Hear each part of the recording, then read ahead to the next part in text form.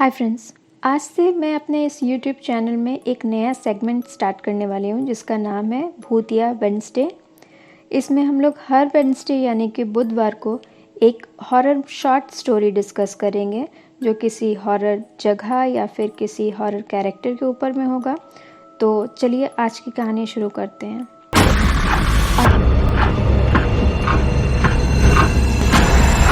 आज की हम लोग की जो कहानी है वो है भानगढ़ किले की। जी हाँ, ये वही भानगढ़ है जो भारत का सबसे हॉन्टेड जगहों में से एक है।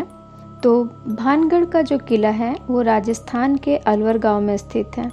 इस किले का निर्माण राजा मान सिंह के छोटे भाई राजा माधो सिंह ने कराया था। भानगढ़ किले में सूरज डूबने के बाद रूहों का कब्जा हो जाता है, इसलिए इस किले में सूरज डूबने के बाद जाना मना है। वैसे तो भानगढ़ के किले के बारे में बहुत सारी भूतिया कहानी फेमस है, लेकिन आज हम लोग जिस कहानी के बारे में डिस्कस करने वाले हैं ये है रानी रत्नावती की। ऐसा कहा जाता है कि रानी रत्नावती बहुत खूबसूरत थी और वो इतनी खूबसूरत थी कि उसकी खूबसूरती की चर्चा आसपास के सभी राज्यों में थे और उनके शादी के लिए सभी दूर दूर से राज्यों से निमंत्रण आया करते थे। तो एक दिन राजकुमारी रत्नावती अपने गांव के बाजार में घूम रही थी और वो एक इत्र के दुकान में खड़े होकर के इत्र को अपने हाथ में डाल करके उसकी खुशबू सूंघ रही थी। जैसा कि मैंने पहले ही बताया था कि रत्नावती बहुत खूबसूरत थी, तो वहाँ के आसपास के जो भी लोग थे वो सभी रानी रत्नावती को ही देख रहे थे। दूर खड़ा एक आदमी रानी रत्नावती को घूर रहा था। उस आदमी का नाम सिंधिया था और सिंधिया एक बहुत बड़ा जादूगर था। अब सिंधिया को राजकुमारी रत्नावती पसंद आ गई थी और वो किसी भी कीमत पे उन्हें पाना चाहता था। सिंधिया जानता था कि वो रत्नावती को ऐसे तो पा नहीं सकता, इसलिए वो काले जादू की मदद से रत्नावती को अपने वश में करना चाहता था। इसलिए सिंधिया उस दुकान में गया जहाँ पे रत्नावती थी और उस इत्र की बोतल के ऊपर में काला जादू कर दिया, जिसे वशीकरण कहते हैं, जिससे रत्नावती सिंधिया के वश में आ जाए।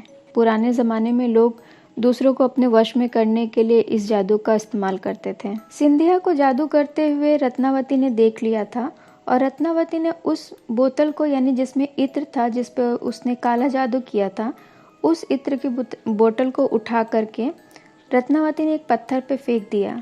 पत्थर पे जाते ही वो इत्र का बोतल टूट गया और सिंधिया का जादू उल्टा असर कर गया, यानी कि सिंधिया ने जो वशीकरण उस बोतल पे किया था वो उस पत्थर पे हो गया। अब पत्थर सिंधिया के पीछे जाने लगा।